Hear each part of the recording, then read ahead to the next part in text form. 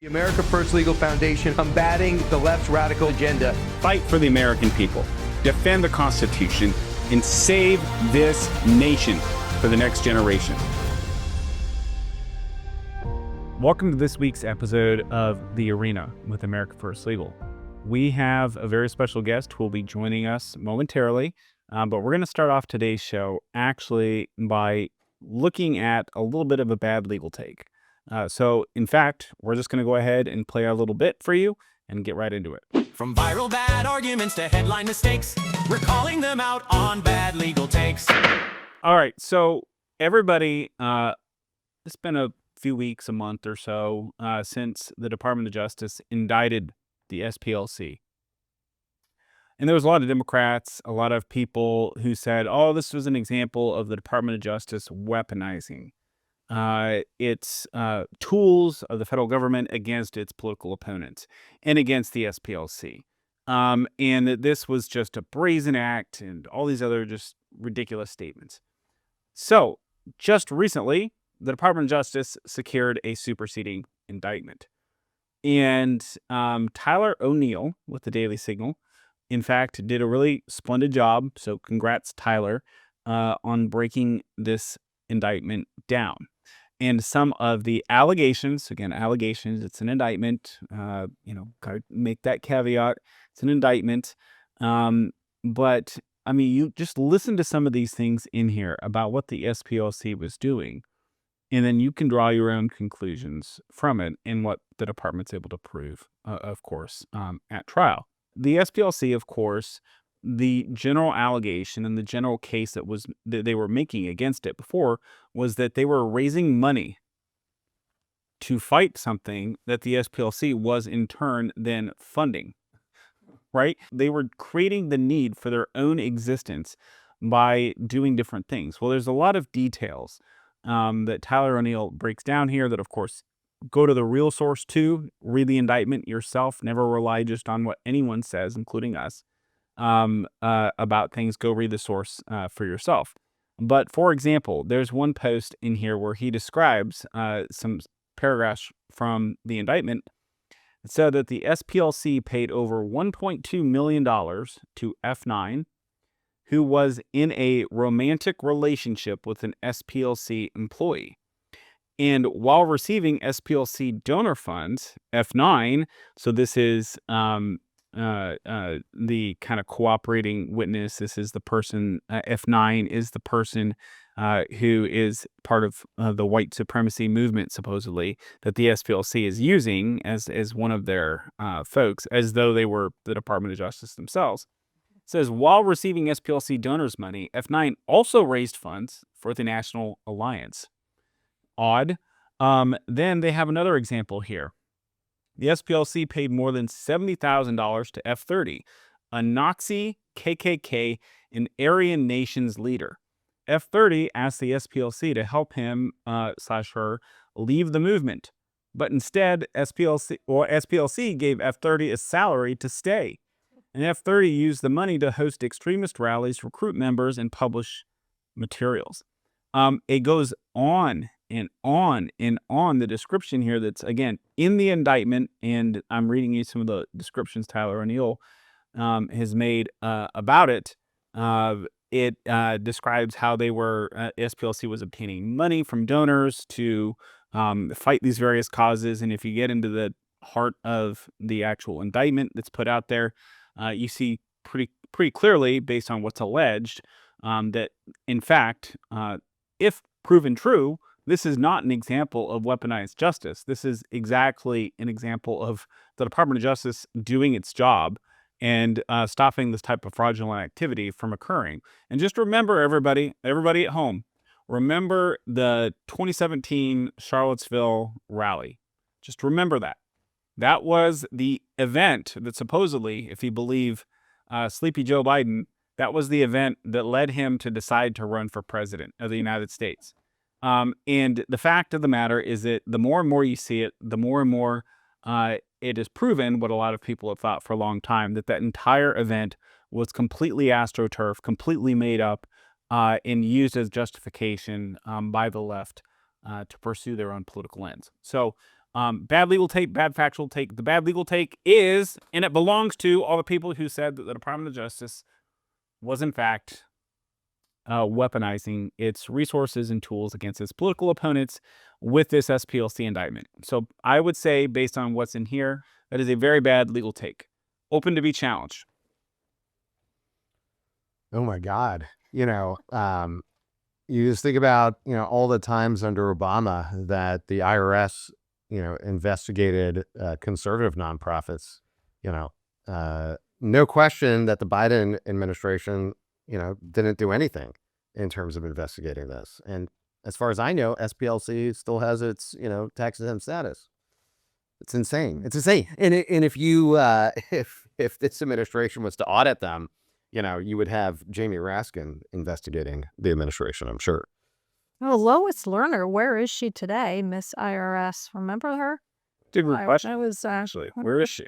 I don't know, but I was actually in Charlottesville the week before the weekend of this whole thing, and it was honestly the talk of the town, like in anticipation.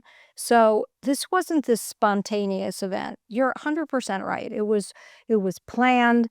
They knew it was coming. I was there for an event. UVA was having a graduate school event, and the dean of the medical school was saying, for any of you staying in town this weekend, this is what's going to happen. So it was definitely a well-planned event that was about to transpire. What I don't understand is, the SPLC stands for Southern Poverty Law Center. Where does any of this have to do with poverty? Yeah. Great question. No one knows. No one knows. I mean, the craziest part of what you just read was that I guess the member of that extremist group wanted to leave, and then the SPLC person was like, no, you have to stay. Like, you can't leave this extremist organization. We need you here. I mean, as alleged, right? As alleged in the indictment, the whole notion that, oh, actually, you know what? Why don't you stay there? We'll pay you money, and you keep doing racist things, and you just keep doing this stuff, and we'll pay you. It's just really bonkers. As I've said on social media and elsewhere, it'd be as if we went to major corporations and universities across the country and told them, guys, look, our business model really requires you to keep doing all this corporate DEI stuff. So why don't you just keep doing it and keep discriminating against Americans based on their race, because it's really good for our business. Right. I mean, that's the insanity of this whole situation. Oh, I would never do that.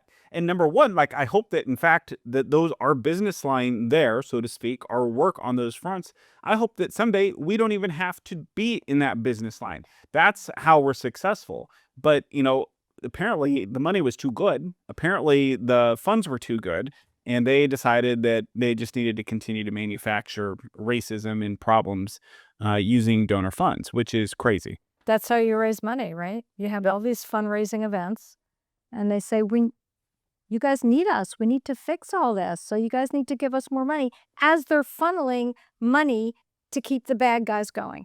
That's exactly what I did. It's the left people. You either realize this now because you've experienced it or you're just a smart person or whatever, or you're going to realize it at some point. Nearly 90+% of everything that the left does is completely astroturf, is completely made up. And so, another example is all these protests at Delaney Hall, this ICE facility up in New Jersey. Right? So this whole thing originates, people saying, oh, there's bad conditions in this detention center. And these congressmen are saying, oh, the people are saying the food is rotten, poisoned, and all these other things, and blah, blah, blah, and it's horrible. And they don't, but here's the thing. Number one, the food's fine. If the food wasn't fine, I maintain my position. What they would do is somebody would park a taco truck, or they would park something outside of the detention center, and they would offer free food to anybody in the detention center. And they would work it out and say, hey, look, I heard you guys, the sandwiches are bad or something. So please, we want to make these available to the people there. No one does that. No one ever does anything that's actually helpful. All they do is agitate, and they go outside and they do all these things and they raise all these issues because they have nothing else to do. They're trying to provoke a response. Wow. They're trying to rile people up and get them thinking that they're part of challenging some authoritarian regime, when in fact, everybody's fine. Most of the people in there are criminals, criminal aliens. Some might not be, but guess what? We have immigration laws, which means that if you're subject to being deported from the United States, you can, in fact, be detained. You can and should be detained. They don't want these people detained. They don't want them detained anywhere. It's not about Delaney Hall. It's not about the conditions there. They just need a political cause. And so this is the way that they do things. This is the way they've always done things. And you can just look at it time and again across every issue that they get agitated about. Every single thing they get riled up about, half of it's fake, at least. Yeah, but this is the whole thing, right? The left believes that the ends justify the means. So, if we need to commit crimes to create our utopia, it's fine. It's absolutely fine. And that's how they think. That's Marxism, right? At a classic Marxist, agitprop. Yes. So exactly what you're talking about. And what did Rahm Emanuel say? Never let a good, what was that? Never let a good crisis go to waste. Yeah. Classic. Yeah. Look, I mean, I just, again, you either already know this, or you've gotten, you're about to take your red pill or whatever the language is that people want to use. A lot of people learn this during COVID, right? And they've learned since then that so many of the things even associated with that were completely false and made up and fake. And there's this tweet that's gone around that people have been, or this post on X, I should say, that's gone around recently that was a reminder from 2020.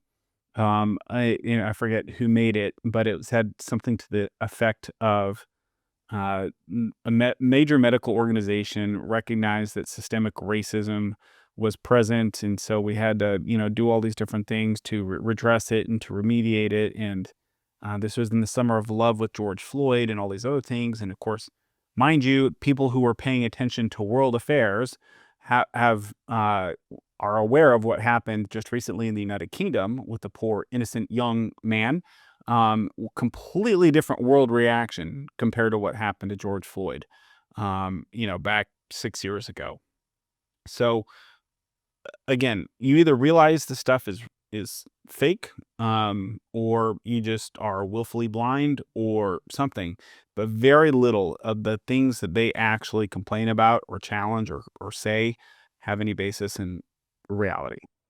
But you learn from the COVID time how people fell into place. Yeah. You think about it.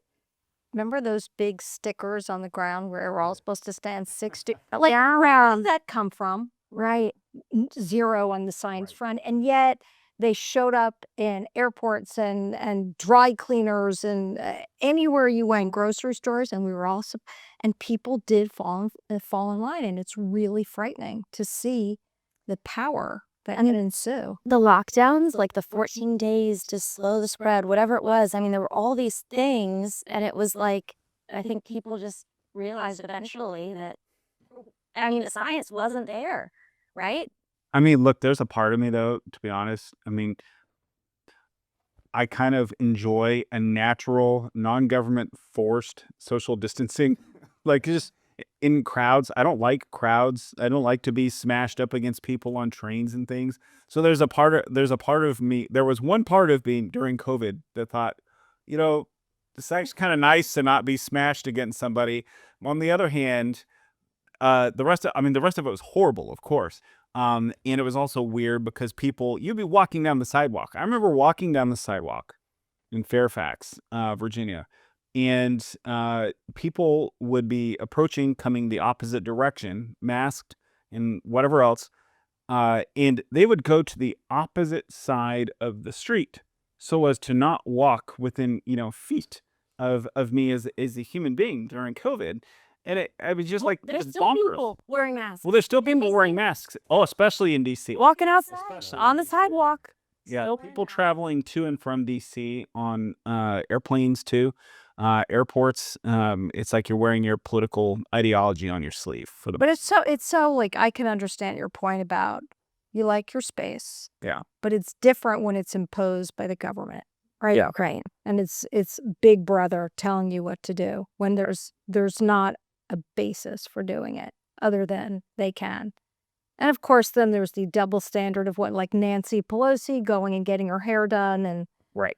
and our pal Gavin Newsom going to French Laundry or whatever that place is, Napa Valley. Or it's you're the proletariat, we live by our own rules. I mean, it was so insane. Some of the things that were forced on everybody during that period, and people think that we've moved past it. People think, oh well, we've all learned our lesson. We all saw this thing. I don't think that the other side learned their lesson. I don't think that enough consequences were exacted afterwards. I don't think that it's a situation where we could say today that will never happen again in the United States, based on the fact that the people who imposed some of those conditions, they're just out of power currently. Right. No, Right? I agree with Here. you. They're here. Absolutely. Absolutely. I think if anything, it taught the bad guys how easy it is to impose power. Yeah. Right. Yeah, absolutely. Which is, a thing that people have to keep in mind as you make decisions in an informed democracy or democratic republic, I should say. Whether you show up to vote or not, you have to remember that there is a group of people in the United States that is just waiting. They're just waiting to impose their will on you again. And so you have a choice. You can either participate or you can't. But staying at home is not actually usually a very helpful solution, in my opinion. And you are right. So, speaking of imposing and bad policy, we've been fighting. Thank goodness the administration is the administration of America First principles, but the prior administration imposing a whole bunch of DEI, woke, this, that, and the other. We just had a really good, I would say, win for the good guys the other week, with the Biden administration having imposed this IOTA model, where they were regulations that were going to award kidney transplants based not on medical need, not on saving people's lives as the first determination, which is, of course, objective and science-based, but based on equity, based upon one's skin color. So if you have two people and one person has a medical need, urgency for a kidney transplant, and somebody else who is Black or another minority, according to the Biden administration's regulations,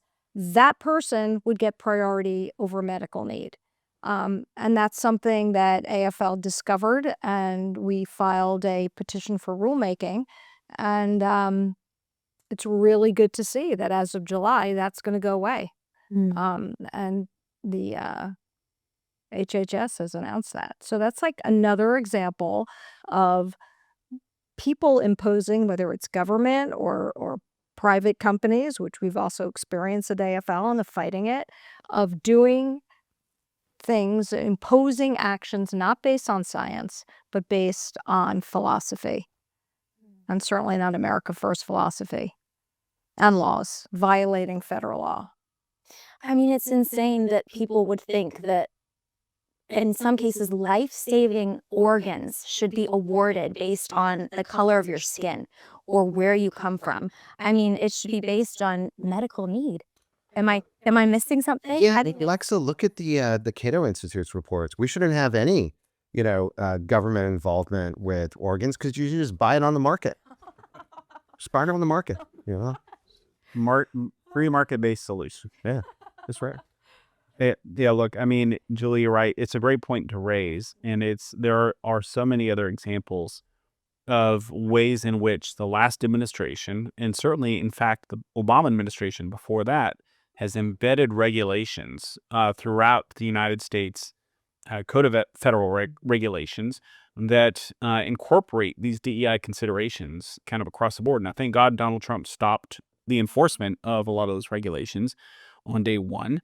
And shortly thereafter. But there's a lot of these things that are still on the books. And there's a lot of things that are there's some unconstitutional laws that are out there that need to be challenged because they do not comport with the Supreme Court's precedent on when you can and cannot discriminate against an American citizen based on race. And none of these programs that are in the federal books right now are narrowly tailored to redress specific intentional racial discrimination. So it seems like there's kind of a lot of opportunities out there to continue to move this work forward. Yeah, and some of them are a little hard to uncover. Remember one of our very, very early cases, I'm really dating myself here, farmers and ranchers during COVID. Right. And that same kind of analysis on how monies were going to be handed out, not based upon merit. Like if you proceed based on merit, it's so, first of all, it's totally in keeping with America First principles, but it makes everything objective. It doesn't, when you make decisions based on equity and prioritizing one group or another in a very in a manner that's not objective, it hurts everybody. And yet we saw this pervasive behavior in the prior administration, which is what keeps AFL so busy on a day-to-day basis. Except we don't pay people to be racist. No, we which do is the not. difference between us and the SPLC. The SPLC, Yeah. right. We at America First Legal, we have not paid any members of the KKK, the Aryan Nation, any of these other crazy groups that are out there. But the SPLC has, apparently, allegedly, according to the indictment. So, there's your difference in things. Now, like, again, I think all of us would love a day when we could do other things. When there are there's so many other things in the world, so many other problems to tackle and address. So if the need goes away and everybody starts judging people based on merit and making merit-based decisions, then I think we'd all be collectively very, very pleased. So anyways, that's going to do it for now for this segment. In our next segment, we're going to introduce our special guest of the week. All right, we're back. And now it is time for us to say hello to our very special guest this week, who is the one and only Andrew Ferguson, Chairman of the Federal Trade Commission and a wonderful conservative warrior. So, Andrew, thank you for joining our program today. Thank you for letting me come. I'm excited. Well, it's great. So, listen, we always like to try to start with folks on this show and just kind of get down to some basics, because even amongst lawyers or really informed politicos, sometimes people don't really know kind of what it is on a day-to-day basis, or even at the 30,000-foot level, what various people do who have really important jobs like yours. So before we ask a little bit about your own personal individual background, could you give folks at home just a very short overview of the FTC and what it does for Americans on a day-to-day basis? Sure. It's about a 110-year-old agency, and it has two roles. The first role Congress gave it back in 1914 was that it enforces the antitrust laws. DOJ was the original enforcer of the antitrust laws. Congress did not like the way the DOJ was enforcing it, and so they created a second agency, gave them basically coextensive authority to enforce the antitrust laws. The difference was that DOJ has an attorney general and then people under the attorney general, and the AG reports directly to the president.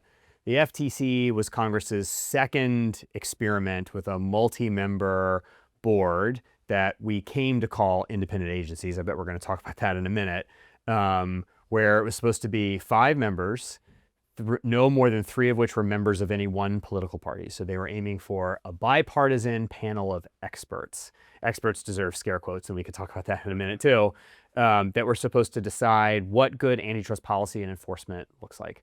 And by enforce, I mean, as it exists today, after a series of iterations, especially in the 70s and 80s, bring actions primarily in federal court, civil actions to enforce the antitrust laws. We also have the power to bring them in our internal adjudicative capacity. That was the grand plan of the sort of Wilsonian progressive technocratic dream, was that the FTC would spend most of its time with a panel of experts deciding internally whether someone violated the antitrust laws.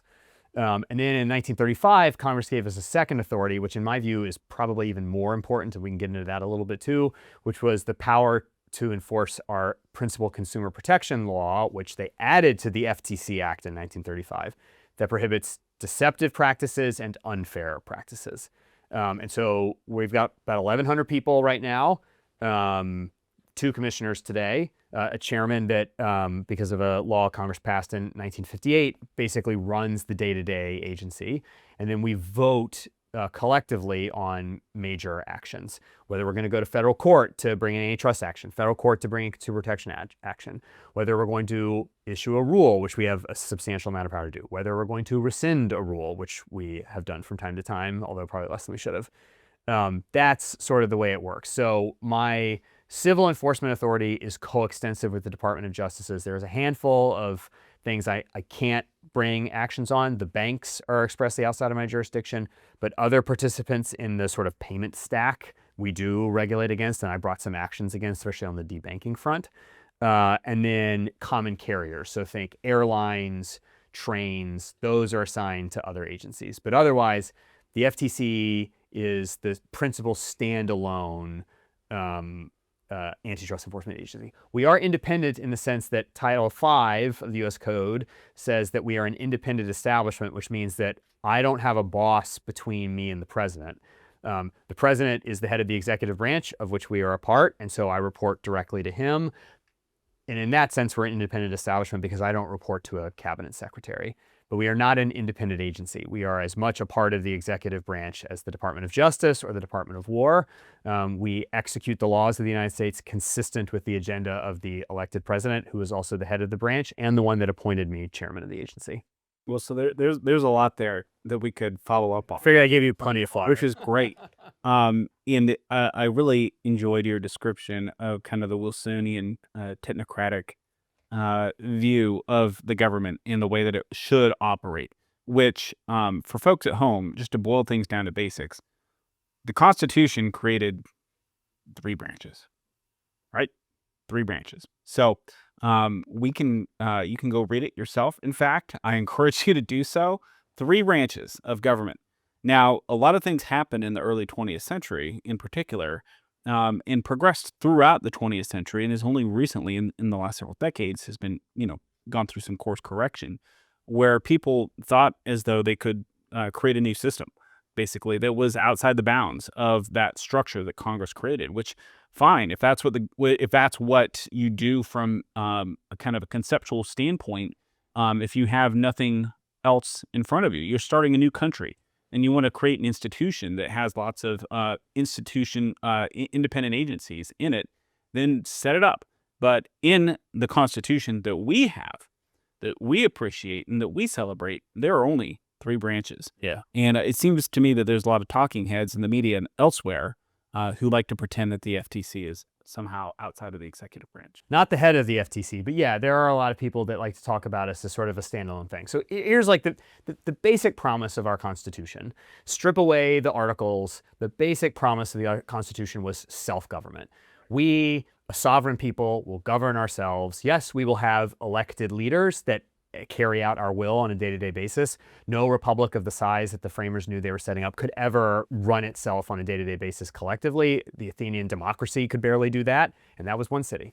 And so self-governing people with some delegated authority to our elected representatives to carry out our will, but only in furtherance of our self-government.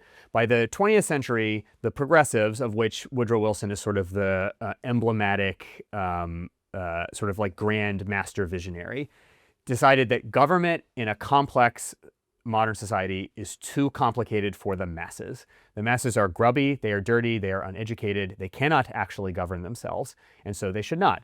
Politics and government, or administration as they always called it, ought to be separated. Yes, politics for the gross, the mean, the people can vote for their people, that politics should remain with the people, but administration, which we would call government, but administration is ought to be left to technocratic experts of a new, emergent, highly educated managerial technocratic class, and that they ought to be separated from politics. So we will have politics, and then we will have government. And government is for the elite experts that will be trained in a small handful of universities. Woodrow Wilson was president of Princeton. This was supposed to be sort of the archetypical place where the modern bureaucrat was trained, and they will do the government. There are 2 problems with this. The first is the one that you identified, which is that is not how our Constitution is actually set up. The Constitution was set up for a sovereign people to govern themselves, having learned from many millennia of the European experiences that the proper mix of governing structures is the best way to preserve self-government. This is Montesquieu's whole theory of keeping the distinct branches and incorporating various elements of democracy, of monarchy, etc. The second is, it is a lie to distinguish politics and government. They are one and the same. And if you distinguish politics and government, you are no longer a self-governing people. You have in fact ceded the act of government, which is the important part of governing to these technocratic experts who the progressives wanted to be divorced from the people, would rule on the people's behalf for their benefit because they truly understood what they need, on the theory that the patient may know the pain but cannot possibly diagnose the ailment. Only the expert can do that, and therefore only the expert should govern. This is insanity. It became insanity almost immediately to separate administration and government from the actual decision about who should govern and who should administer. But this is the lie on which the progressive late 19th, early 20th century vision was built. The FTC was one of the earliest children of this idea of a standalone, technocratic, highly expert agency that will administer our government for the people's benefit, but divorced from what they actually believe that they want, and therefore divorced from the elected head of the executive branch, the president. The problem is, if you create a bunch of agencies with insulated experts and elites that live in one city where most Americans don't live, coming from a small handful of educational institutions, which are themselves dominated by people who don't share the beliefs of the majority of the country, we will have a government that is not only not reflecting self-government, but totally divorced from the people that they are supposed to be governing. It is the opposite of the self-government that the Constitution set up. And the only way this works is if you accept that there aren't three branches, there's this fourth that the Supreme Court sort of outlined in Slaughter against the United States in 1935, which is quasi-legislative, quasi-judicial, quasi-executive. It bears the hallmarks of all of the three, therefore is none of the three, and is its own thing. And from that case, Slaughter against we'll get to that one in a minute, Humphrey's executor against the United States, we built this entire apparatus that we today call the administrative state or the deep state, both work, where we have giant agencies full of, quote, experts, end quote, that will make decisions on behalf of the American people without regard to what they actually want and think, which means without regard to the president's direction. This is being corrected, but for many decades, we have all lived under a system in which we do not have a meaningful say at the ballot box into what the executive branch is actually going to do. I just think that's great. So for folks at home, you just got a nice history lesson of approximately 100 years of the creation of what we now collectively call the deep state, and how it came to be and how it came to rule over your life. There are intellectual underpinnings on it on this issue that were just touched on. And so anytime that someone tells you the deep state's not real, it's not a thing that actually exists. In fact, it's been in creation and in existence for decades and decades and decades, and we just now are dealing with a lot of the lingering effects.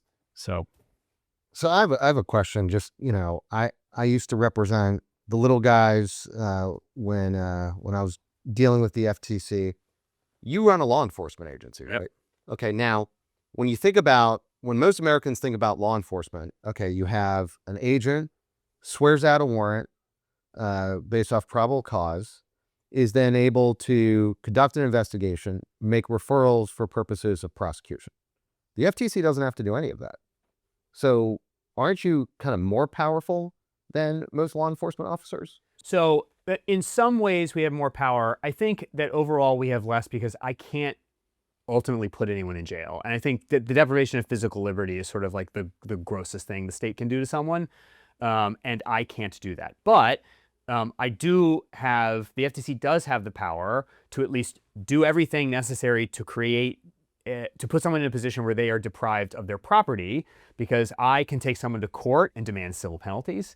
We don't do this really, but I could open up an internal agency adjudication where I conclude someone violated the law and then try to take them to court for civil penalties. I have the authority to issue rules, the violation of which triggers civil penalties. And that is an extraordinary power that, you are right, is not accompanied by many of the hallmarks of criminal prosecution. Now, the theory of civil law enforcement, which sort of sprouted up in America and in Western Europe in the 18th and 19th century, which was not generally a thing known to the common law, is because jail is not an issue, the other process that we are accustomed to, warrants, etc., do not need to be accompanied. And we don't generally, although some agencies do have this power, it's been curtailed, allow the agency to directly assess and collect the penalty. At some point, an Article 3 judge has to review the agency's decision and give a pass on it. So in that sense, we have less power than a criminal law enforcement agency. I can't obtain a warrant, put someone in irons, haul them for an arraignment in front of a judge, and then try to put them in jail. But I do have the power to issue subpoenas, to accuse them of violations of the civil law, and if correct, can level, I mean, I got a $1 billion civil penalty from Amazon 9 months ago. That's an astronomical number that is a real potential deprivation of property. It was lawful, and I had to go through the civil law enforcement process in front of an Article 3 judge. But yeah, it's a tremendous power, and this power proliferated in the progressive era across dozens of agencies in the federal government that touch on every single part of our lives. Yeah. So, a question, but what does that mean for the person at home who's watching the podcast? When you talk about civil penalties, how does this affect them? Right, for whether it's the Amazon example or any other kind of example, so they can really understand. So the good is that for a lot of conduct that is in fact like contrary to the common good, and I'm just going to use sort of the like best examples that the FTC has, deception. I mean, the FTC enforces the federal law's basically only freestanding prohibition on business deception, which we inherited from the English common law torts of fraud and deceit. That is a like fundamental underpinning of the American free enterprise system. It only works if we can reasonably trust each other. There are always going to be some, the scamming has proliferated in the last 25 or 30 years, but there's always been someone that wants to try to earn a buck by tricking someone else. And that's why we've had for so many centuries the frauds or the torts of fraud and deceit. And that I enforce a lot. And so for people at home, two things. One, that's good. That helps keep the free enterprise system free because it means that you can generally trust a merchant not to try to pull a fast one on you because they're going to hear not just potentially from you in your own like fraud lawsuit, but from the FTC or a state equivalent. The issue with civil penalties for someone at home is if you ever violate one of these, like, it's not just at the FTC, across all the dozens of agencies that have these power, you violate one of these rules that you may not have heard about, you could get a knock from a lawyer at one of these agencies and say, we think you violated the rule, and the violation is civil penalties. And Congress has set the civil penalty for every single violation of a law that triggers civil penalties, like $57,000 a day or per violation. That's a lot. So I think on the whole, at least at the FTC, I won't speak for like the SEC and the other FCC, for example, but at least at the FTC, we use this authority in the Trump administration to especially go after deception. Scammers, big tech companies that tell you one thing in their terms of service and then decide to throw you off their platform for a different reason. And so in that sense, it's an important deterrent against the conduct that would make our free enterprise system not free. But it is a pretty tremendous power. So you actually answered part of my next question for you, which is, setting aside antitrust for a moment, talking about consumer protection, right? What a lot of conservatives, I think, just recoil anytime they hear of government doing anything to try to interfere with the free market or with things. And they would say, oh, well, why do you need that? Because the free market, if you're selling fraudulent products, then you'll just not go be in business for very long. And then someone else will come along and they'll sell legitimate products. So if you're a conservative or if you're just a patriotic American, why should you care about consumer protection and the FTC's role in ensuring that consumers are actually protected? Yeah. We've had like a bit of a renaissance among conservatives on antitrust in the last like 10 years or so, like a renewed, basically because of what big tech did to everyone between 2016 and 2024, a renewed understanding of the importance of making sure that companies do not become so powerful that two guys sitting in a C-suite get to decide whether you speak online. What I think conservatives really need, and are actually happening at the state level, and I am encouraging people to do this at the federal level too, is a renewed understanding of the power of consumer protection to promote liberty in America for not dissimilar reasons. Here's what I mean. For a long time, you're right, like the worst thing you could say as a conservative in America as a lawyer was like, we need rigorous consumer protection. Everybody like, no, this is just how the government skims off the top of businesses. It's the worst possible thing. We've got the tort system that handles all the deception. We don't need to worry about this. Then state AGs, Republican state AGs, who are answering directly to their electorate because they have to go back to the ballot box every 2 to 4 years, depending on the state, began to understand in the mid-2000s. Consumer protection is actually really popular because it turns out that the average American dislikes abuse by big government as much as they dislike abuse from big business. They don't want to be told either by Wall Street or K Street how they have to live their lives. And so, especially in Texas, they sort of figured out early on, this is both good for the common good and popular. And state AGs, Republican state AGs figured out, hey, like we should bring consumer protection cases. I was a state enforcer in Virginia in the Youngkin Miyares administration, and I saw it in real time. The way that people viscerally reacted to the successful recovery against a fraudster, where you found the fraudster, took his money back and put it back in people's pockets. Other than putting criminals in jail, I'm not sure the government does anything on a daily basis that makes the American people feel greater affinity for their government, a greater sense, physical sense of justice. The two things the government does is throw bad guys in jail. Actually, there's a third, police and secure the border. And then the third is find the fraudster, take the ill-gotten gains, put them back in the pockets of innocent Americans. And that's what we've been trying to do at the FTC, and to encourage conservatives who haven't thought about this before. You really are concerned about giant businesses abusing you, controlling you, dominating you. Yes, antitrust is an important part of that equation, but I can bring and have brought dozens and dozens of cases against big companies for doing stuff that when people hear about it, they go, ugh, that's awful. Antitrust is complicated. Explaining to them market structures, if we are able to stop this monopoly or this restraint of trade, we'll save everyone 7 cents a year on purchasing this commodity. It's a huge deal for the whole country, but a lot of average people go, oh man, it's gonna take 6 years to do that too. But for consumer protection case, that guy tricked you, took your money, I'm getting it back, I'm putting it back in your pockets, and then I'm assessing a civil penalty so that he never does it to anybody ever again. They get that.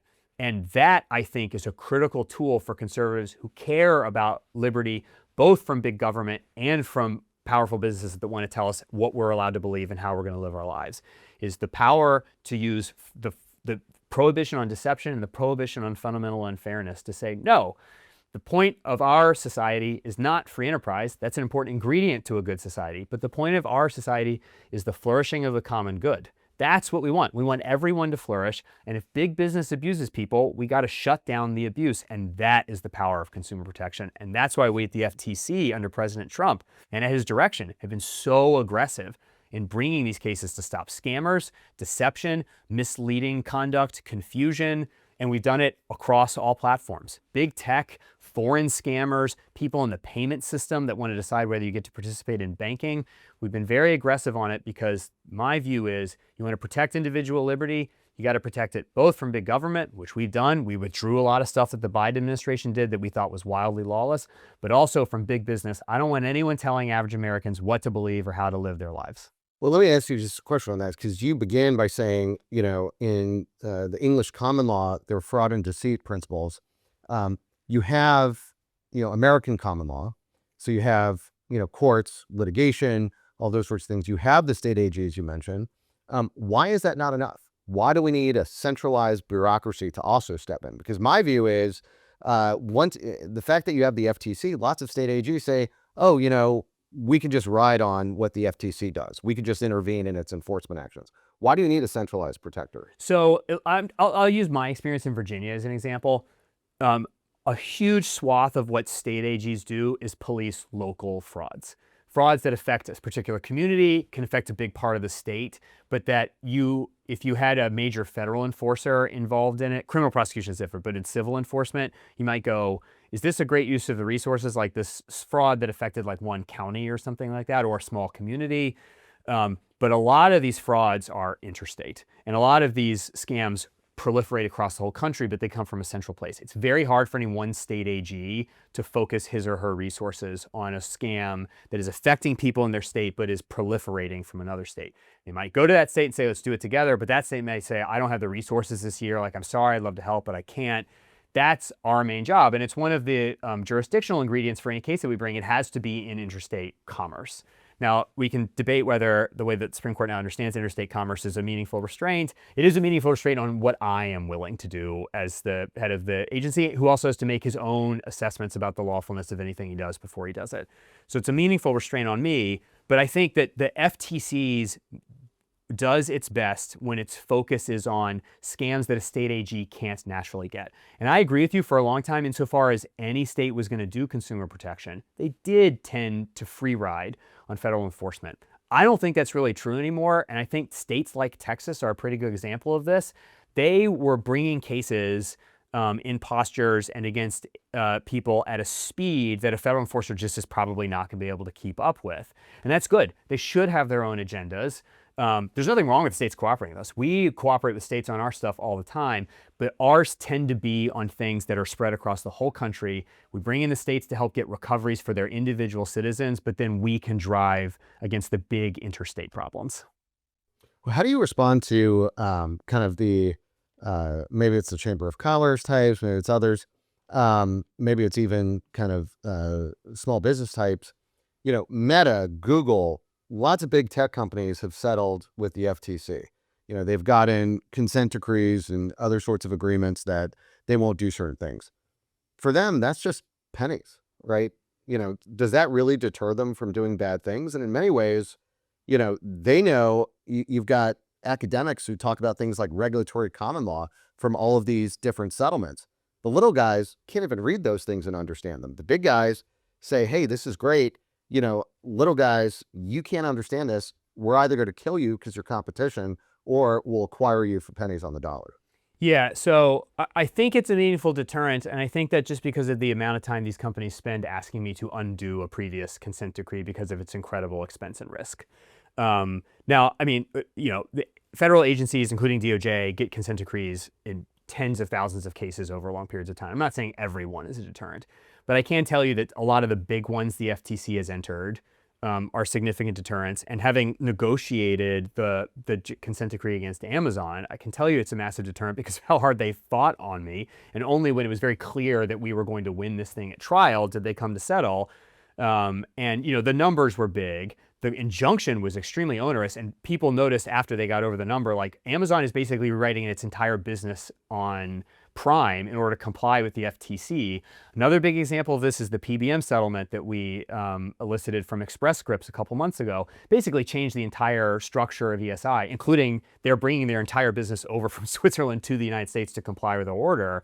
We're negotiating others with other PBMs right now that would fundamentally remake the business. I'm not going to pretend like every consent decree or order that every agency has entered in was a meaningful deterrent. In fact, I've criticized on the antitrust side in previous Republican administrations their willingness to do consent decrees that don't actually do anything but make it sound like they can do things. Even the Biden administration did this. They would enter into consent decrees in cases they knew they couldn't prosecute and be like, hey, we did it, we did something. But the consent decrees were, a facade. I don't do those, in part because I saw them and saw, actually, it does the opposite. They think they can then get away with future conduct because I got a consent decree, which is easy to comply with. I'll keep going. The other thing that you mentioned, which I think is important, is we do need to avoid this system where the big companies are like, yeah, we can live with this stuff. And then the little companies are going, I don't know what we're supposed to do with this. Like, I can't hire all the lawyers necessary to do this. And so one of the things that we are looking at is how we have been departing from the baseline 20-year consent decree presumption in our orders and trying to tailor our orders to the actual bad conduct and to the likely recurrence so that we don't just tell everyone every time we think you violated the law and you want to settle with us, you're stuck with us for 20 years. And one of the things we're doing right now is re-examining those existing policies and saying, do we need new baseline policies? Or do we just do what we're doing right now, which is tailor the remedy to the crime and then move on? But this is a real problem. It's also a real problem with regulation, which is why we've been so careful about doing new regulations. Big businesses come in to the agencies and to Congress, and I've seen it in both contexts, and propose a suite of regulations, and they go, we can live with these. Well, they can because they can spend billions on compliance costs that their smaller competitors cannot. And one of the coolest things that we did, that the president has done, was he issued an EO early in the first year of his second term to the FTC that said, review federal get all the agencies to review their regulations, find the anti-competitive elements, and then recommend them to OMB for deletion. And so we sent a list of hundreds of regulations across almost the entire government that we concluded were basically insulating monopolists, or that we like checked on how the agency had arrived at that position and said the biggest company came in and asked, the 3 administrations ago to do this, they insulated the monopoly, you got to just cut the regulation or cut parts of it that allow competition to thrive. That's one of the coolest things we've done. Other enforcement agencies in other countries found out we were doing it and now are doing it themselves. They're proposing regulations for cutting in Europe based on our example. And it was to identify this specific problem, which is it's very easy for a company to hire $1 million lobbyists, go to Congress or the FTC and be like, you should adopt this giant rule. And look, like I was a naive FedSoc guy when I first got to the Hill, and I would take these meetings and go, what, don't you guys want no regulations? They were like, well, no, like we want reasonable regulations.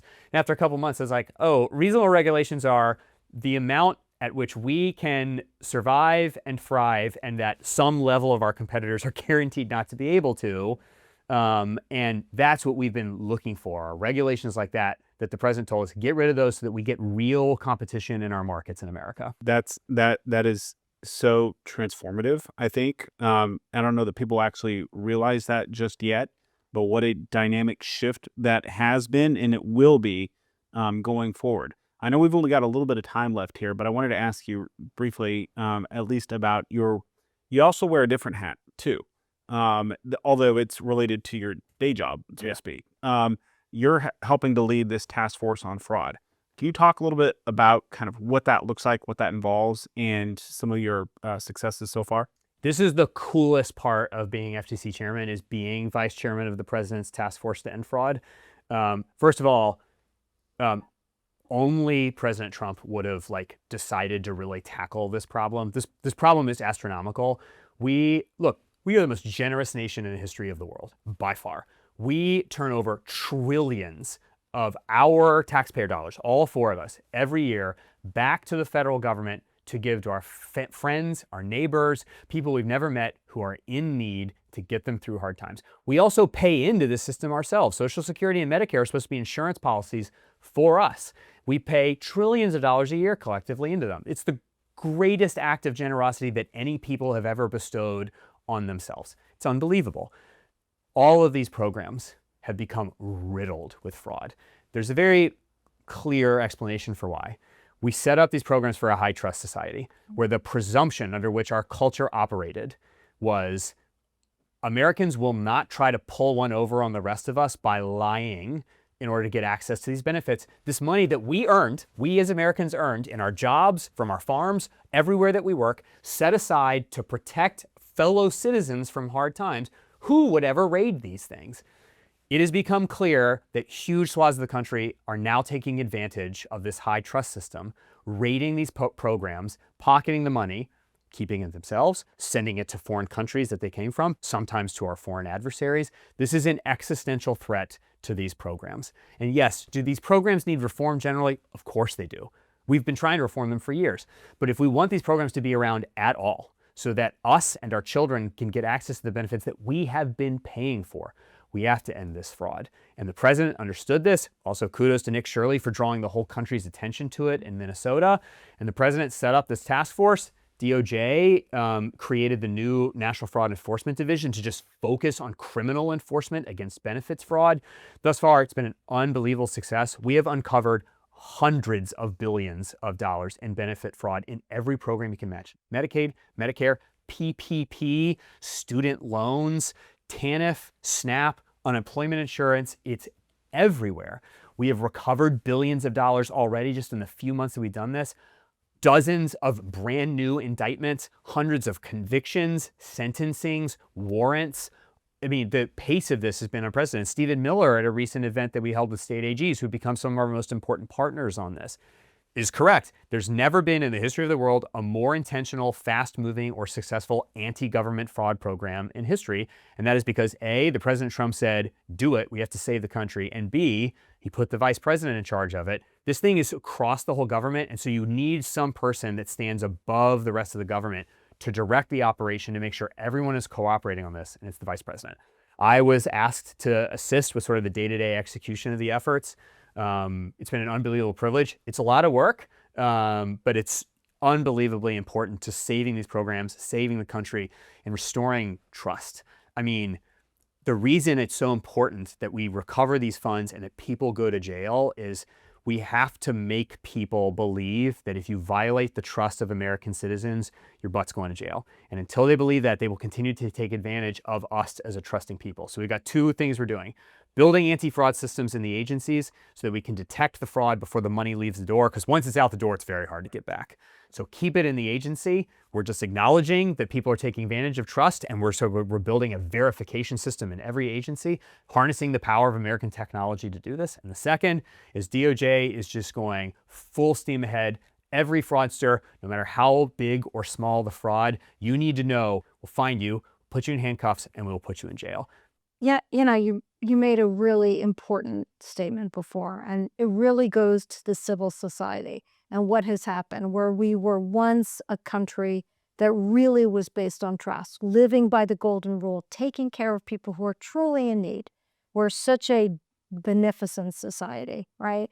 And I heard you speak several weeks ago, and you were talking about the example of you go into a store now, and we were talking about this earlier, toothpaste is locked up, right? Like you can't even get deodorant now because what has happened? There's such a lack of trust. There's so many bad guys who have really ruined it. And the need to restore this sense of living by the golden rule and restoring trust. And so much of what you're talking about is, yeah, get the bad guy, but how do we bring back this sense of restoring the civil society? I think part of it really is deterrence. It's making people believe that if you take advantage of our system of social trust, there will be consequences, so you might as well not. And would it be better if we could sort of go back to the scheme that we had before, which is that Americans, inheritors of this society where we trust each other as fellow citizens, engaged in this collective effort of common good flourishing and advancing the sort of like grand Western project here in North America? Yeah, that would be great, but we're not there right now. And so deterrence, consequences for violating the social trust is the most important way to do it. So look, part of it is like an important sort of like government effort of protecting the viability of the programs. That is a huge part of this. But the other is sort of this cultural project, which is we want to go back to the system where we can plausibly trust each other. And so people that want to take advantage of that trust have to know there are real consequences to this. Including deportation. Speaking of my heart. So look, we really appreciate your time and all of your efforts in the government with several of your different hats that you wear on a daily basis. I think hopefully everyone at home has learned a few things today about your role, about you, about this administration's efforts to focus on making this country actually better for the average American. So we'd love to have you back on again and talk some more. There's about 30,000 other things we could have focused on, but I guess we're out of time for today. So really, again, thank you for joining us. Really appreciated it, and we will see you very soon. See you next time. Everybody at home, we will see you next week. Reminder, you can contact us at the arena at aflegal.org if you have any questions, comments, suggestions, and stay tuned for another great episode next week. See you then.